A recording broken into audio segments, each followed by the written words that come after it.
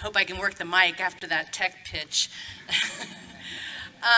It's my great pleasure to introduce this evening's keynote speaker, David Wilkins. David is the Lester Kissel Professor of Law, the Director of the Center on the Legal Profession, and the Vice Dean for Global Initiatives at Harvard Law School. He's a path-breaking and prolific scholar. He's written over 80 articles on the legal profession and legal ethics and the leading casebook in the field. In fact, it's hard to find a topic in the legal profession that he hasn't written on. He's the starting point, really, for just about every topic in the field.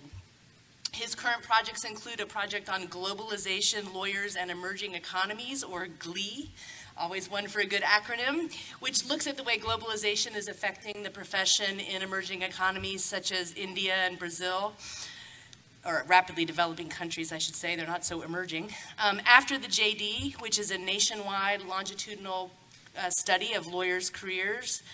The Harvard Law School Career Study, which examines, among other things, the differences between male and female graduates' careers and the careers of people who don't practice law. And finally, the New Social Engineers, which looks at the historic development and current experiences of Black lawyers in corporate law practice. David's also a path-breaking teacher. His students adore him. And he teaches professional responsibility, which is not always the most popular course. And perhaps most importantly, given the focus of this conference, he's a path-breaking mentor. I've known David for 30 years, and through every stage of his professional career, I have seen him make time and show care to junior scholars and graduate students and staff, investing his effort and political capital to make the path clear for others, even often at great cost to himself. He's been by far the most important and inspiring mentor of my career. Finally, let me tell you a couple things that are not on his official resume. David likes wine.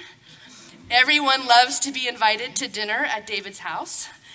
Once when we were stuck on a runway, I asked him to teach me about wine, and I still have a copy of my notes.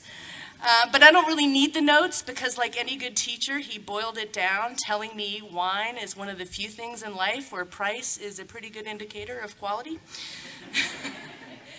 He likes fast cars. I thought maybe that was a phase, but no. I think he's goaded on by his teenage son. And most importantly, despite his mind-boggling travel schedule, I think he flies literally 100,000 miles a year. David always has time for a friend. So please join me in welcoming our keynote speaker and my dear friend, David Wilkins.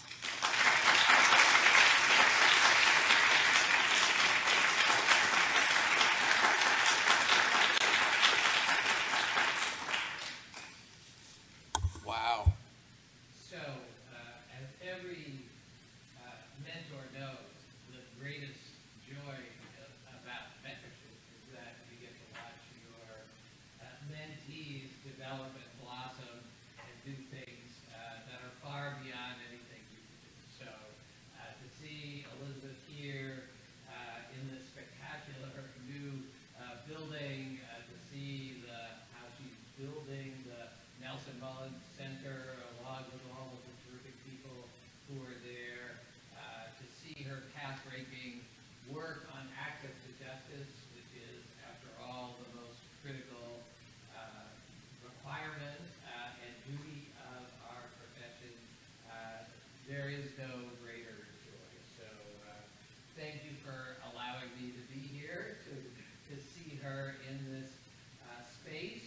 Dean Wilcox, thank you very much for not just inviting me, but for assembling such a distinguished and amazing group of people for me to speak to.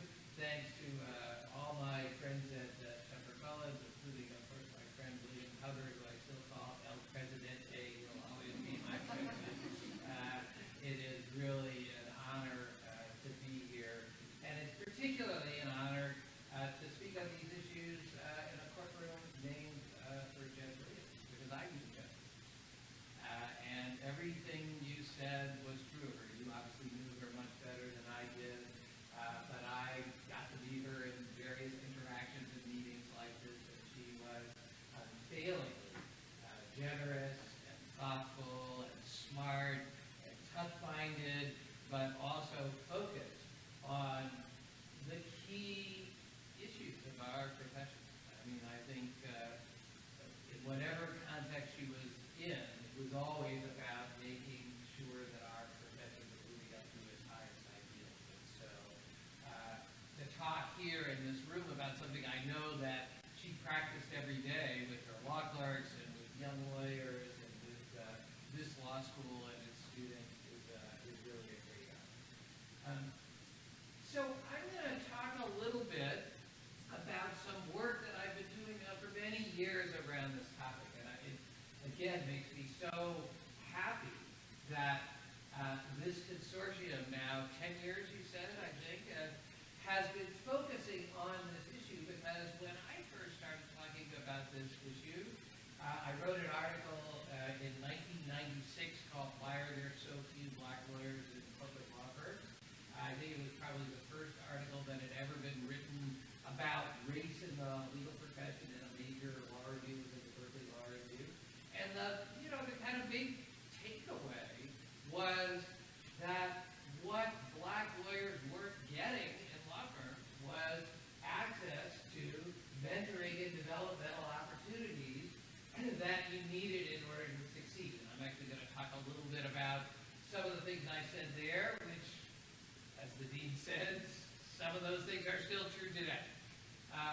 But the fact of the matter is that when I first started talking about mentoring in 1996, nobody thought it had anything to do with what we should be doing in legal education. There was, what is that, being buddies or something? No, it's all about merit, it's all about the work. Well, now nobody would say that. You have many great organizations here in this room, and every great organization here has some program, initiative, outreach around this set of issues. That's a huge change. The question is, how do we move forward and make sure that that momentum keeps going and that we keep doing better around these issues?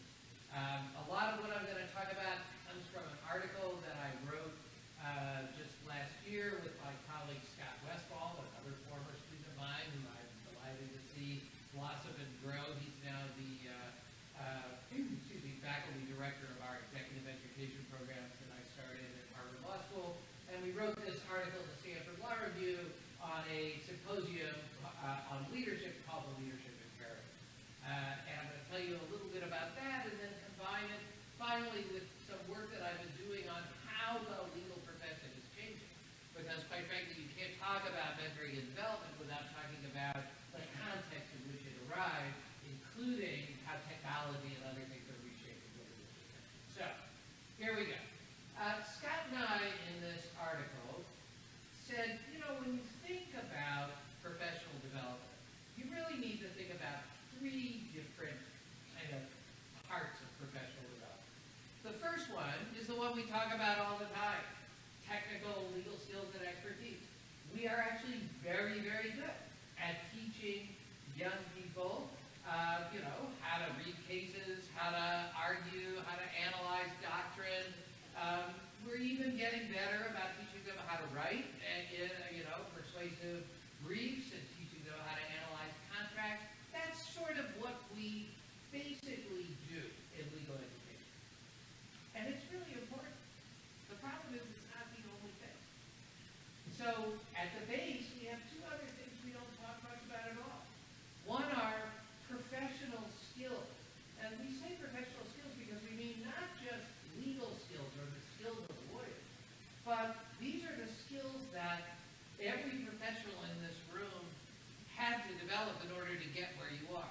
Things like communication, things like learning how to lead teams and also to be a good team member, learning how to interact across difference, right? There's a whole range of professional skills that we can name, but if I asked you where all of you learned those skills, I don't think many of you would say you were ever in Boston.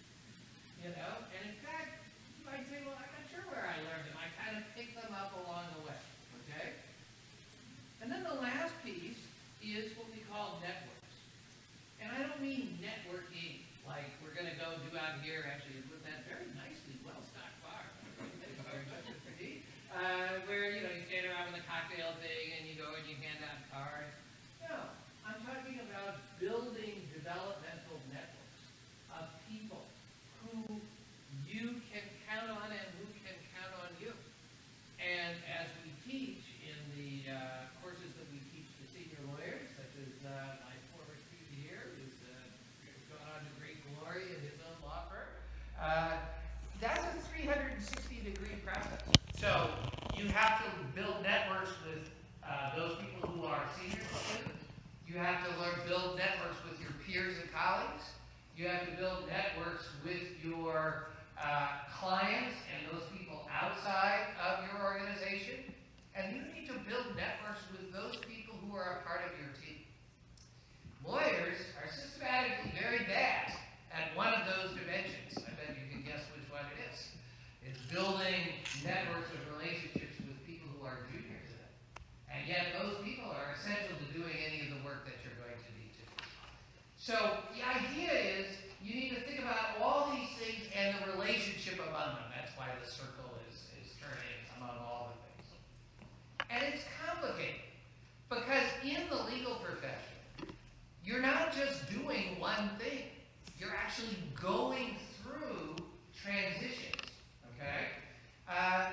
And those transitions are about your own role and about the context in which you are working. And this is very challenging, particularly for junior people, because sometimes what was once a strength can become a weakness. You say, what do you mean by that? Okay, when you're a junior-most lawyer, just take the law firm context. You're a junior associate. What's your job? Your job is to know every single detail of every fact, every legal decision in the small part of the case you've been doing. You need to know everything. And if you don't know every single detail, then when the partner or the client calls you in, you get in trouble. Okay? And you do that. You're really good at it. You're completely micromanaging every minute. And then you become a mid-level associate. And you have people working for you. What happens if you try to be in charge of every single detail when you're a mid-level associate? What do people call you? A micromanager, you don't let me do my job, I hate working with this person, they don't see the big picture. See what I'm saying? What could be a strength when at one point can become a weakness. And it's a multi-dimensional process in which you have to learn new skills, develop new networks of relationship and styles of interacting. There's a style that's appropriate for a junior person. There's a style that's appropriate for a mid-level person. There's a style that's appropriate for a senior person. And I bet many of you, if you're in a law firm or some organization where you're promoting people to partnership, you're not asking whether they're really good at being associate. In fact, the kiss of death in a partner context, right? Is they say, oh yeah, David, he's an excellent associate. What does that mean? Doesn't have the qualities of a partner. He's not gonna wow clients. He's not good. Okay, see the problem? All these things are new. And by the way, it's an interactive process of trial and error. Only, how good are we at dealing with error if we're lawyers? Okay? Both how good are we when other people make mistakes, but worse yet, how are we to ourselves if we make mistakes? Okay? To get this right requires organization. How's this organization I'm working in working? What are its unwritten rules? I'll talk more about that in a second. Who am I? What am I good at? How am I coming off to people? And by the way, how good are lawyers at self-knowledge? Yeah, you get some sessions on that later on. Okay? For many people, this is a profound transformation and really, really difficult.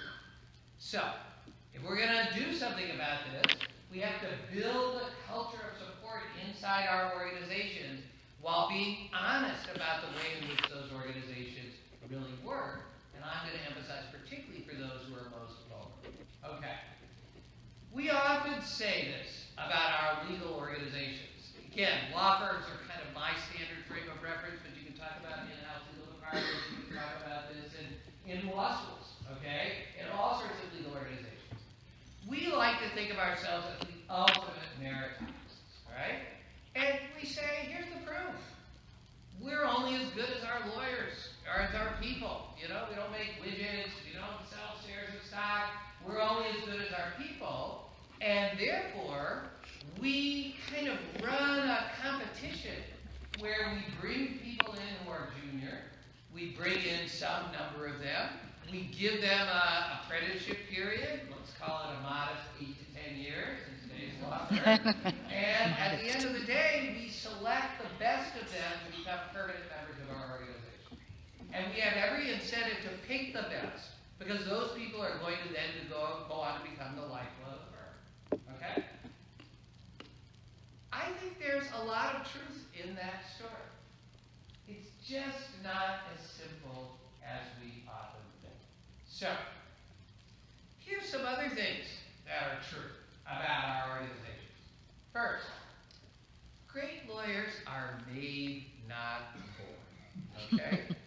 That is, I sometimes hear partners, I would talk to partners, and they say, oh, I knew that Elizabeth, no, they didn't say Elizabeth, I knew David was going to be a partner the day I met him. I said, really? I said, how did you know that? Well, maybe you knew that because David reminded you a lot of yourself. Okay? It turns out you got to learn how to be a good lawyer. That's why we call it the practice of law. You got to practice it, which requires two things. Somebody's got to give you the opportunity to do it, and then somebody has to tell you how you're doing and whether you're doing it right. But here's the problem. In our organizations, if we're honest, training is an increasingly scarce good. Why? Our organizations are bigger. Everybody, you ask how big was the organization you joined versus how big is it today? They're more leveraged, meaning there are fewer senior people, more junior people. The senior people are busier. Actually, you senior people will be happy to know I tell my students that the people who are working hardest in law firms, where the hours have increased the most over the last 20 or 30 years, are not associates, just partners, okay? But that means they have less time for training and development, okay? And here's another truth.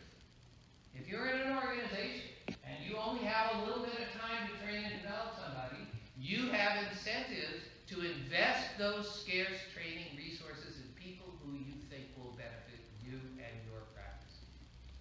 That doesn't make you an evil person. It makes you a person, okay? Who's busy and has to make judgments about what it is that they can do. And this is particularly if we're talking about people who you are willing to sponsor as well as mentor. Now, I'm going to say some stuff about sponsorship. I am not going to ask you to change the title of your organization, which has worked very successfully for 10 years. But there is a difference, okay? So, sponsors are senior people who believe in your potential, but also are willing to link their reputations to yours.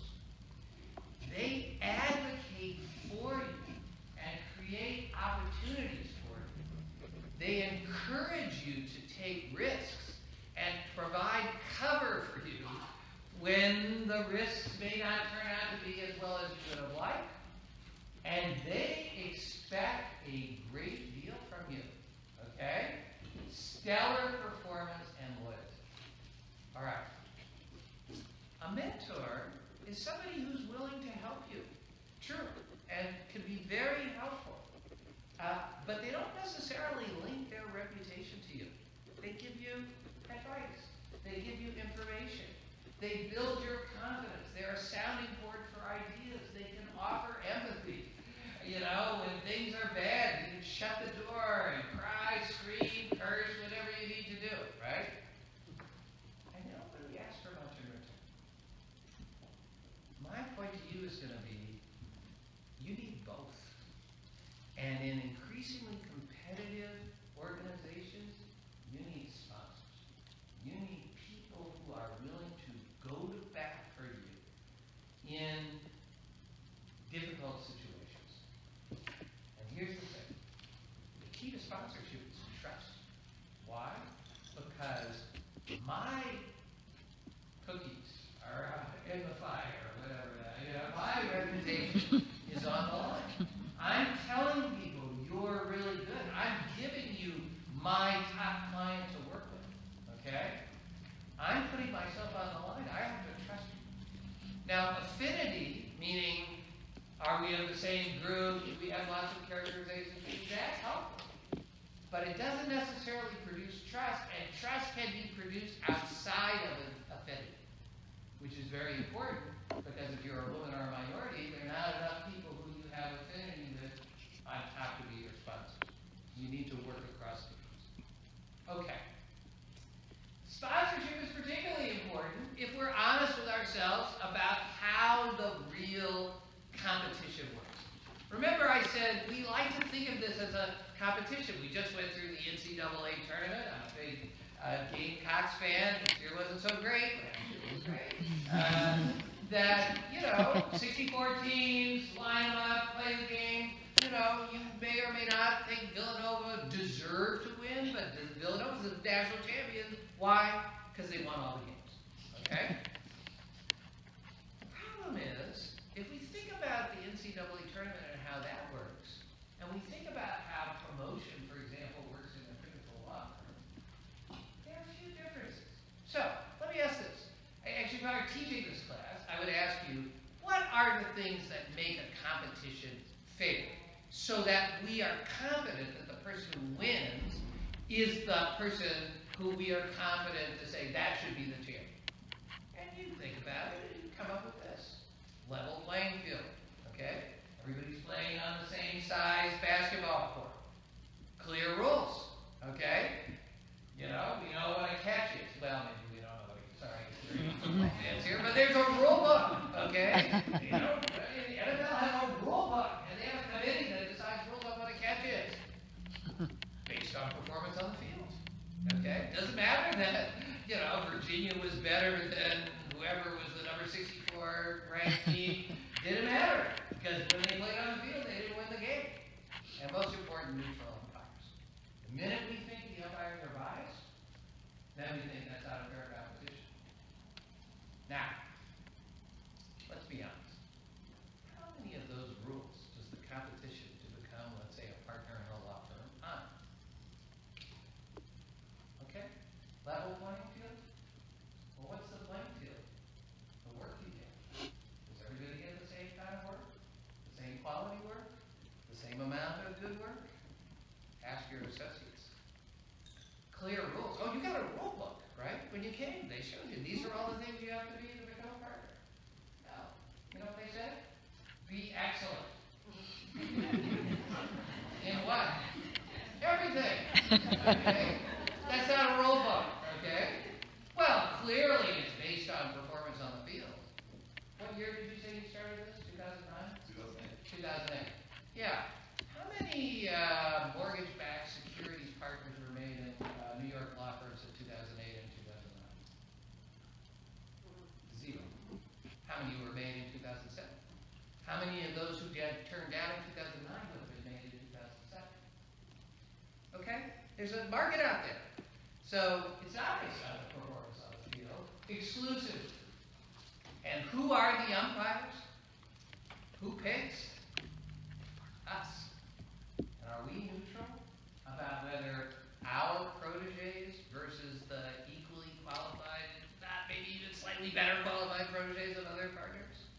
Okay. It's just, it's not that it isn't a competition, it's not that there's no such thing as merit, it's just not the NCAA tournament. And we have to be clear with people about that. And we have to be clear about what the historical context is. So Elizabeth knows one of our favorite books for those of us who study the legal profession is a book by a guy named Erwin Spiegel called The Wall Street Lawyer. It was written in, I think, 1969. And And Spiegel was one of these obsessive sociologists, kind of like Elizabeth. And he went and he wanted to understand the world of law firms. And law firms were unbelievably secretive. Remember, no American lawyer, no above the law. You know, it was, you know, if a lawyer talked to the press, they might be hauled up front of the bar for, you know, advertising. So incredibly secretive work. And he went and he interviewed like hundreds of partners in major Wall Street law firms in the mid-90s. And here's what he said Wall Street law firms were looking for when they hired people. He said, Wall Street law firms recruit men who are Nordic, have pleasing personalities and clean-cut appearances, are graduates of the right schools, have the right social backgrounds and experiences in the affairs of the world, and are endowed with tremendous stamina. Now, the stamina part is still true, okay? And having just watched the Winter Olympics, those Nordics were pretty good, okay? But the fact of the matter is there are not enough clean-cut Nordic guys to go around, okay? But this is the background. This is the baseline upon which our organizations have been built. We have to be honest about this, okay? But the profession is changing. So we know 50% of law students are women, and my Brazilian friends will tell you that it's probably more like 60 or 70% in Brazil. 20% are people of color. And if we go outside the United States, we have diversity of nationality, religion, language, socioeconomic status. And we have new issues like sexual orientation or disability. And increasingly, geographic diversity. Many of the organizations in this room have lawyers practicing in them who got law degrees and did their training in other parts of the world, okay? And here's the thing that's hardest for us as lawyers. We have disciplinary diversity. Lawyers still, foolishly, call all the people who work in their organizations who don't have JD degrees non-lawyers, as if they're like non-humans, okay? Here's lawyers divide the world into lawyers and non-lawyers, as if they're two equal groups. I have a hint for you. There are way more of them than there are of us, and we increasingly need to work well together with people from lots of different kinds of professional backgrounds if we're going to do our work, okay? The world is changing, and it's also changing in terms of demographics and age. So here's some statistics from another friend of ours, Mark Galanter. He's a sociologist at the University of Wisconsin. In 1970, this is the ratio of lawyers in their 50s to those in their 30s. So get it, kind of more senior lawyers to more junior lawyers. In 1970, there were 27 more junior lawyers to senior lawyers. Okay? Look what happened by 1985. It had tripled. Okay? 284 to 100. What happened?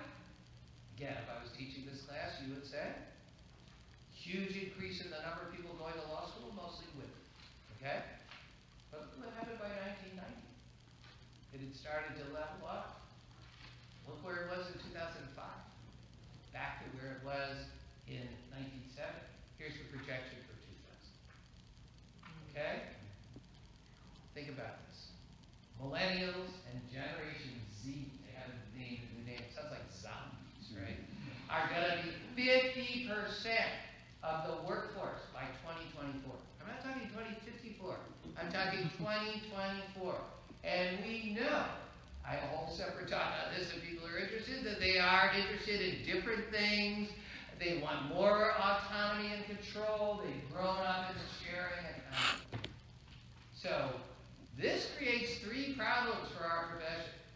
Mark's article was called Old and in the Way, okay? The changing demographics of the legal profession. And every organization I know is trying to think about what to do with aging baby boomers like you. Because we believe 60 is 40. Okay. You're not going gently into that good night. Second, stocking the pipeline. You gotta figure out what these young students who come out of a great law school like this one want.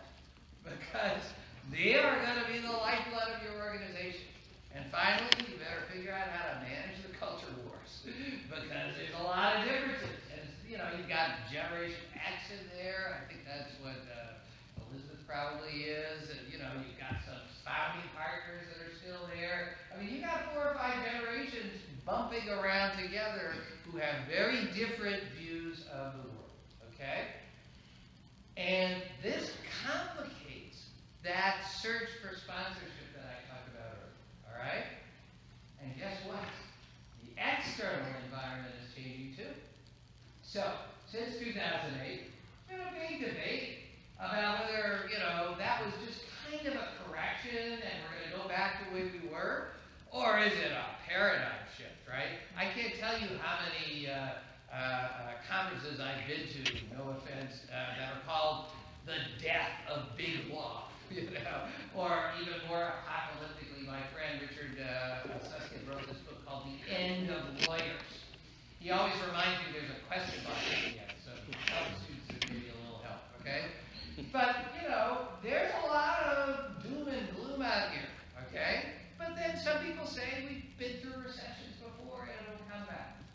Here's my dramatic Harvard Law School, 30 years studying the legal profession answer. Who knows? I don't know. But the truth is it's unlikely to be either, right? It's not going to be the death of big law, but some big law firms have died, and some law jobs are going to go away. But I don't think anybody thinks it's going to be 2007 anytime soon. Why? Because I think what the global financial crisis did for the legal profession was just simply take things that were already going on before the crash and accelerate them, and that they're not going to go away just because the Dow goes to, 25,000 or 30,000 or whatever it is, okay? And that collectively, these bigger forces are reshaping the global market for legal services, and the legal profession has to adapt. What are these forces? You know what they are. Globalization of economic activity and the incredible movement of that activity from the north and west globally to the south and east. I'm not going to talk trade wars here, but that's what this is all about. The incredible rise in the speed and the sophistication of information technology, Moore's laws doubling. The thing I keep remembering is that, where's my little thing here? The iPhone. In 2008, the iPhone was 1 year old. It's 10 years old. Anybody remember what your life was like before you had a smartphone? Now just imagine what you're not going to be able to live without 10 years from now, right? That you can't even imagine today. The last thing is a little academic sounding, but I'm an academic. I get paid to talk this way. The blurring together of traditional categories of organization of thought. It's just a fancy way of saying things we used to think of as being all separate and distinct are now all intertwined. I don't know, public and private. Is GM a private company or a public company after the U.S. taxpayers dump billions of dollars into it, let alone Petrobras in Brazil or Sino Tech in China, okay? Or how about this one? Law and business. When I went to law school, people said these were completely different, totally autonomous things. In fact, they were the opposite of each other. Now, nobody would say it, okay? All the world is becoming more complicated. And it's produced a bunch of things in the big economy. Like, first, there's been a huge reduction in what the economists would call information asymmetry between buyers and sellers. Again, another fancy academic way of saying that buyers are way smarter about what they want, when they want it, how they want it, and can take things that the seller used to have all bundled together for the seller's benefit and unbundle them and stretch it along an increasingly global supply chain. Simple example, just think about the way in which all of you used to buy music compared to the way your kids or my students buy music. We used to have to go to the record store. Anybody remember that? And we could only buy what was in the record store. And we could only buy it the way the record company wanted to sell it, which was all nicely put together in a beautiful 33 1/3 long playing LP, beautiful cover art, 17 songs on it. Even when I was a kid, it cost $3.50, which was like $65 in today's money. And we would rush down to the record store to buy that record because what did we really want? What? What did we want? the one song they were playing on the radio. Okay? Now, to the extent that my students buy music at all, pause for those of you who study intellectual property. They go to iTunes. Although there's no iTunes anymore. They go to Spotify. And they stream, they put together exactly a playlist for exactly what they want. You know, working out on this beautiful campus, or my son's favorite, ignoring his parents. And then when they get the playlist exactly the way they want, they take their cool little Galaxy S8 phones and they click them together, and if they don't explode, guess what's happened to the music business? It has been utterly and totally transformed by this fact. Okay? Second, you know, when you don't know anything, you have to buy things on the basis of what you can see. And mostly those are inputs, like who's producing it, what's their reputation, what's their prior experience, what are their credentials, how many hours did it take to produce? Sound familiar? But the more you know, the less you care about the inputs, and the more you want to know about the outputs, as measured by metrics of value that are important to you. Okay? You know this. This is why you go to Amazon and you read the ratings, or you go to Yelp, or you go, you know, to Angie's List, right? You're trying to figure out the value of the service you. Well, we know this is true of products. It's coming to services, and in particular, professional services. So I'm of a certain age where, you know, my friends and I, when we get around, you know, we like to talk about fun things like elective heart surgery. And, you know, it turns out if you used to want to have elective heart surgery, you would go to your local hospital, you'd ask to see the cardiologist, they'd send you up on the 4th floor, and if the cardiologist had a medical degree from a medical school you recognized, you felt comfortable. You know what you do now? You go to the best heart docs in the world. And, you know, you can find out every doctor, where do they have privileges, how many bypasses have they done, have they ever been sued, what's their mortality rate, what's their customer satisfaction ratio, how much does it cost? And when you find that, guess what? Up pops the ad for a hospital in Bangalore, India. This is a true story. Which has as good a success rate for that kind of elective heart surgery as any hospital. Great hospital like MD Anderson, Cleveland Clinic, Mass General Hospital, only it costs 25% what it costs. And immediately next to that, up pops the ad for the travel agent, where you can book your trip to Bangalore, the stop in Agra, you have to see the Taj Mahal, you know, and then you can book into the 5-star hotel that's immediately adjacent to the hospital. You get a personal shopper who will go out and buy trinkets while you're recovering, and all of that is 50% of what it costs to go to Mass General Hospital, Cleveland Clinic, MD Anderson. Medical tourism is booming, okay? Because people can better approximate outcomes, right? Finally, we still think of competition as being, you know, my team versus your team, company A versus company B, the Jets versus the Sharks. But actually, that's not the way competition works anymore. I just held up the iPhone. Okay, Apple makes the iPhone. And by the way, we know Tim Cook thinks he makes products, not, anyway, that's another story. But, you know, where's the iPhone made? China. Who makes it? Foxconn. Taiwanese company operating in China. That iconic glass screen, co-designed by Apple engineers and Corning glassware engineers. And what does the iPhone still have more of, even than the cool Galaxy S9, I guess they're up to that? Apps. And does Apple make any apps? No, apps are made by bleary-eyed students from this university over cold pizza and beer, okay? The Apple iPhone is a network, okay? It's a platform. That's the way business is typically being done. Okay. If all these things are happening in the global economy, why wouldn't they transform us?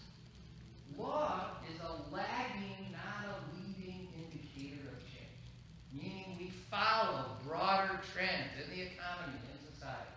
And sure enough, look, we have increasingly sophisticated clients who are demanding more transparency from us and who are asking us to take things that we used to have all nicely bundled together called political litigation or transactional work and asking us to unbundle it into electronic discovery, motion practice, brief writing, trial preparation, trial, appellate brief writing, okay? And charge not for our cost of production, but for the value the client receives.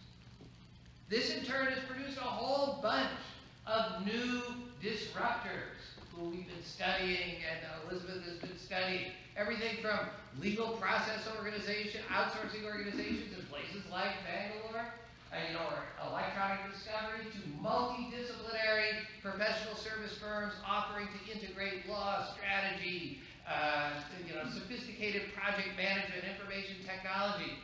Yeah, we still foolishly call accounting firms. That's another problem, okay? And all this is putting pressure on the traditional business models and career paths of lawyers. But it's still hard for those on the outside, okay? Here's the good news. We all agree, almost all agree, diversity is the right thing to do. That's a big change from when I first started talking about diversity. And by the way, we've all got formal policies. And by the way, if you don't, there's anti-discrimination law, okay? But there's a big problem between using formal policies as a managerial goal, okay? They only go so far. My favorite example from legal ethics, Enron had a beautiful code of ethics, gold-plated, everything you wanted. What did that do for them, okay? And we know that you can have disadvantage without discrimination. What do I mean by that? Because who gets access to training and mentoring and developmental opportunities? And who's less likely to do so, right? You don't have to have intentional discrimination, particularly in a world of unconscious bias and preferences. I hope everybody here knows about the IAT, the implicit associations test, where you can see that whoever you are likely to have unconscious biases that get activated in circumstances of high pressure, short time, where the stakes are high. Guess what that characterizes? Every decision that every lawyer ever makes about who to give work to, okay? And the problem is, if we make it all about discrimination and less about how we develop people, we encourage a kind of distancing and fear that actually reinforces the problem. So, this is why it's so important to develop a culture of sponsorship and mentorship. So, there's some pretty good research. This is from Sylvia Hewlett. Some of you know her. She does very good work on gender mostly. She says, when people have a sponsor, both men and women are significantly more likely to ask for high-level assignments and request visits. Now, we know a huge problem is that women don't ask for high-level stretch assignments. And then when they don't get them, they either become discouraged, or when it comes time for promotion, they don't have the same kinds of experiences as their male peers. And we know men have no problem typically asking for raises. If they have sponsors, both men and women are more satisfied with their rates of career progression. And here's the most important thing, and we know we think about this, they're more likely to stay in the game. 85% of full-time working mothers with sponsors continue to work, compared to only 58% without sponsors. Again, this is all from Sylvia Hewitt. She does really good work. All right, I'm going to leave you with this. Some strategies to think about, both at the individual and the organizational level. So, at the individual level, we need to begin to think about expanding a person's perception of what they can do. It's always wonderful, and I'm sure if you're a teacher, you've seen this, where people say, I can never do that. And then they try it, and then they can do it, and it changes the way they think about themselves. Connecting people with senior leaders and colleagues. Critical.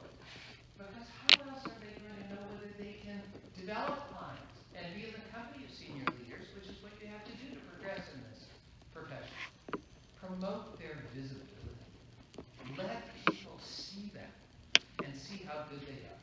Stretch assignments is a term that every business school, every company uses. We don't use it enough in the law world. Those are, what's the old saying, a man's reach should exceed his grasp, or what's a heaven for, okay? Well, if you're going to succeed, you have to reach for things that you think are beyond. Give people advice on how they present themselves, and be honest. Because it's very hard to know how you present yourself. Actually, wait till I have a gin and tonic, then you can tell me how I presented myself here. But it's very critically important, right? Give honest and critical. The worst thing that happens to people, and it happens more to women and minorities, and I fear, for all the good the Me Too movement has done, people will be even more afraid to give critical feedback or critical stretch opportunities. This is something I think we have to talk about and be honest about. Because I heard people say, oh, I can't take a woman on a business trip anymore. Or I can't say anything to this minority associate. Because, I don't know, I don't want to be accused of being a racist. But if you don't say anything, how are they ever going to learn? How are they ever going to grow? Okay? Organizations. First, what is your organization? And how does it work? That's partly what I was trying to tell you today. Think honestly. Not how it should work, not how we like to tell ourselves it works, but how does it really work? What is and what isn't going on, and then bring people in to talk about it. Even if you disagree with them, at least put it on the table, right? Have checklists of behaviors for sponsors. It's scary to be a sponsor. I'm telling you, okay, you're responsible for that person. Promote their development, or in those formal mentoring programs. You got to mentor the mentors and sponsor the sponsors, okay? Hold people accountable. That is, if you have a program but you don't have any way to measure it, how do you know it's working? Everything, as Elizabeth and I were talking about before we came here, is all about tracking and accountability. But don't just celebrate, don't just condemn the failures, celebrate what's called the bright spots. There's a book about this, where, people get energized by success, okay? Discuss sponsorship and mentorship in compensation reviews. If you don't do that, how are you ever going to tell busy people that you care about them? Operationalize. Push senior leaders to think about how they delegate and track work and challenge hoarding. And in a tight economy, hoarding is a huge problem. Create team processes of observation, information sharing. But explain the process to the junior lawyers. At McKinsey, every start of every project, there is a kickoff team meeting in which all the people on the project get together in a room, and the first thing they do is they share their Myers-Briggs score, because they all take Myers-Briggs. Oh, I'm an ISTJ, and sometimes they'll say, oh no, we need one more person who's a perceiver, not a judger, or whatever. But then, I know you laugh, but McKinsey's a pretty successful firm, okay? And they take seriously that this is a team that has to work together.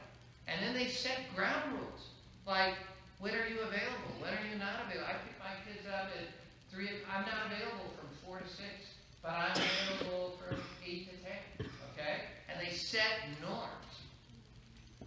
How many legal organizations do that? Build support and make it a part of your culture. Educate clients about why it's important that they treat your people well and that they are a part of this developmental process. Because, what did I tell you before? People stay longer. Clients like it when the same lawyers actually show up. It's not a new person every time, okay? Share stories about success and celebrate it. Use the stories as part of your recruiting, okay? Young people care about this. And if you can make a credible case that you're going to give them more opportunities for development, they will come. But it's got to be credible, okay? Set expectations about the people who are joining your firm to say, say, this is our culture and it matters to us, and if you want to come here, you have to buy into this. And it's a two-way street. The juniors have to invest. I tell my students all the time, you know, like if you're in law school, blind grading, you can be all cool and everything, you sit in the back of the room and, you know, you think, oh, people think I'm really smart. And I say, you know what happens if you sit in the back of the room at a real meeting and you don't say anything? Somebody says, why is this person here? You know? And you say, well, yeah, I'm only going to go over there for 2 or 3 years, and then I'm going to leave. Okay, like, and I'm supposed to invest in you for this? So it's a two-way street. Okay? But here's the thing. And the responsibility belongs. Human development has to be valued as much as client development.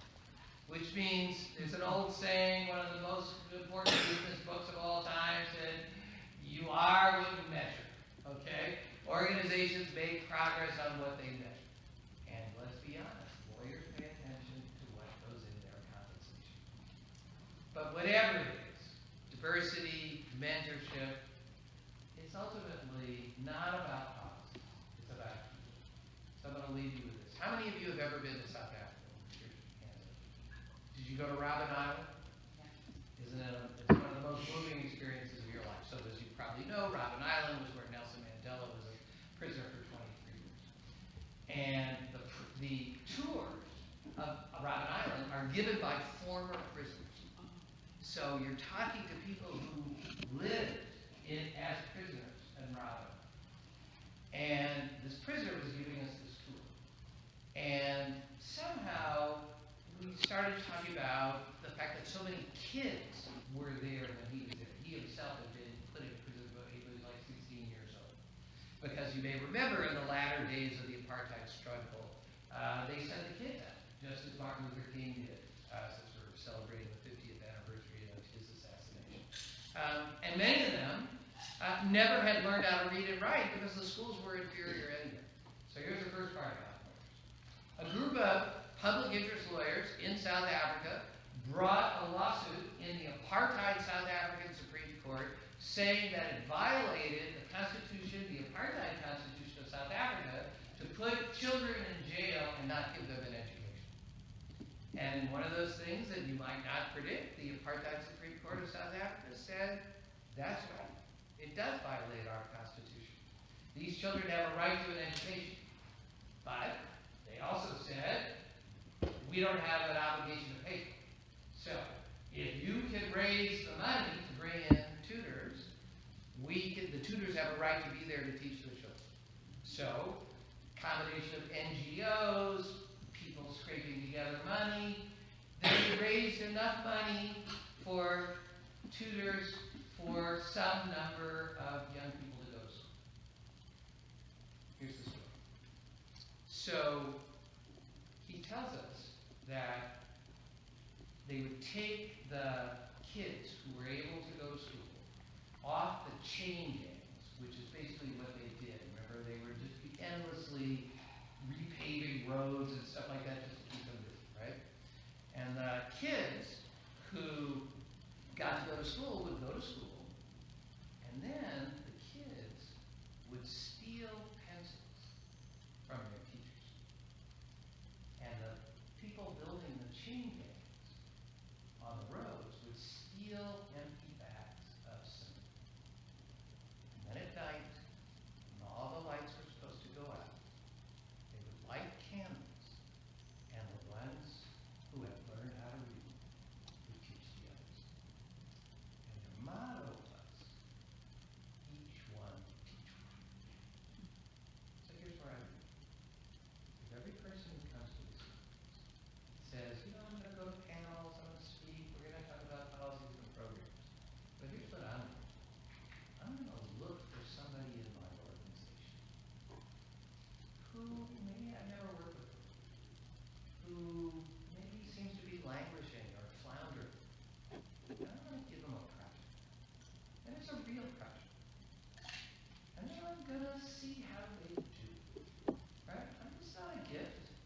I'm going to give them work, and I'm going to help them with that work. I'm going to try to see if I can develop. And if that person does well, I'm going to go promote that person to other people in my organization and say, you know what, you misjudged this person. He or she is really good.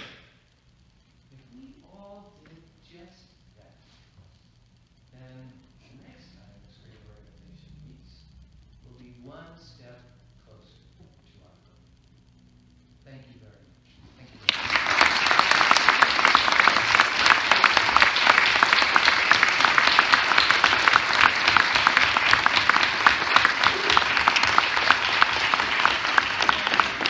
Do we have time for questions? I think there's a microphone. Anybody have questions or comments?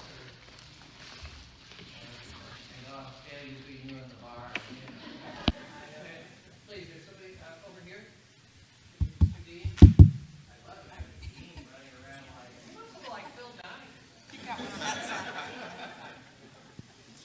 Wonderful presentation. This was really interesting. I just have a sort of a practical question about what you're talking about in terms of sponsorship and mentorship. Is there a limit to how many one can effectively sponsor? And are we talking one-on-one? And then what's the cycle of turnover for those kinds of relationships? It's a really good question because sponsorship takes work. You know, mentors, I mean, again, and I know you don't just mean this, but a lot of, you know, I look at a lot of law firms, a lot of law firm mentoring programs. You know, you go out to lunch once a quarter or something like that. That's not what I'm talking about. So you're right to say that sponsorship typically takes place in the context of real working relationships, okay? Now, then I would kind of turn around and ask you, how many people do you work with? And you might not be able to sponsor them all, but you might be able to sponsor some of them for different kinds of things. And you might also, again, if it's a culture of sponsorship, try to make sure that everybody at least has the opportunity to engage with somebody who could be their sponsor. Now, you know, you're going to probably talk about this later on, that, you know, it's hard to force these things. This is why formal programs, I think they do have their place. But if I were to ask any of you, who was the person who was most influential, who helped me develop, I'd be very surprised if any of you picked a formal person from a formal mentoring program. And if you did, it was because it started out that way and then it transitioned into something else. So this is an intensive thing, and it will depend on what's the structure of your organization, meaning, you know, what's the leverage of your organization. And, you know, it may very well be that you need to augment whatever you're doing in this context. So, for example, here's I told you my colleague Scott Westfall is one of the people who I wrote this article with, and he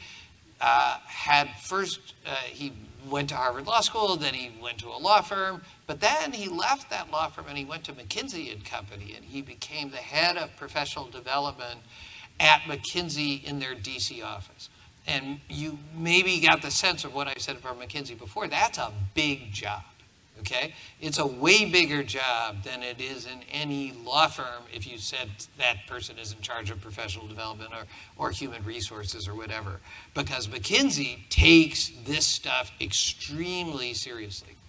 And then he went from there to Goodwin, big law firm. Actually, I think there may be somebody from Goodwin here I saw on the program. But one of the things they instituted at Goodwin was they brought in lawyers who were not Goodwin partners or associates, but were hired to be people who monitored some number, 10 or so associates, to make sure that somebody was paying attention to them and that they were getting a portfolio of work that would allow them to develop. So you see what I'm saying? They said to themselves, we couldn't do this all ourselves, But we have now a group of people, and these people are supposed to be advocates, that the managing partner has said to partners that if somebody walks in your office, one of these people, and says, there's somebody on your team who hasn't taken a deposition yet and they're a fourth-year associate, that's unacceptable. They need to have a deposition in the next 6 months. Find them one. You have to actually pay attention to it. So there are a lot of different kinds of models, but I don't want to deny that this is an investment. And I'll say the last thing I'll say is, we keep saying our number one resources are people. So if they're our number one resource, we need to invest in them. And that's going to require something from us. Thoughts, comments, questions? Is it time to hit the bar? No?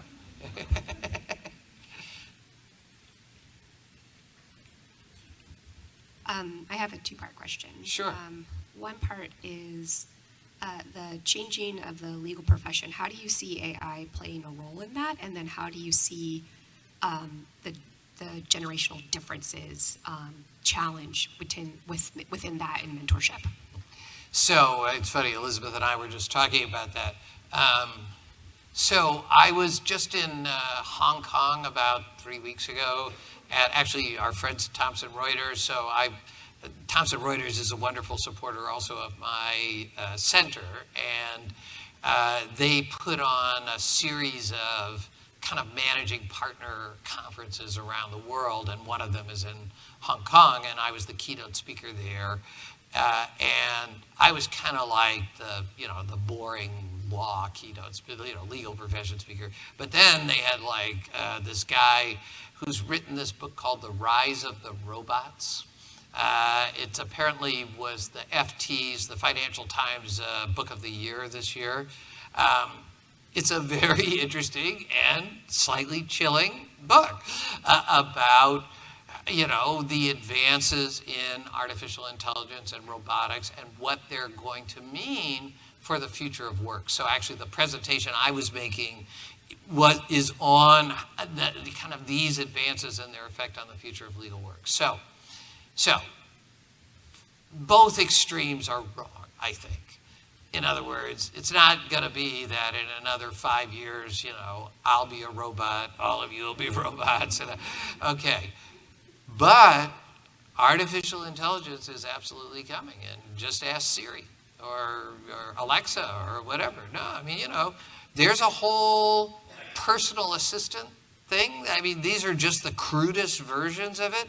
But, I was out in the valley a couple of weeks before that. There's a very, very intense hunt around what can we do with artificial intelligence and where is it going? And robotics, which is less a threat to lawyers, but a huge threat to lots of kinds of jobs, is becoming way, way, way more sophisticated. So,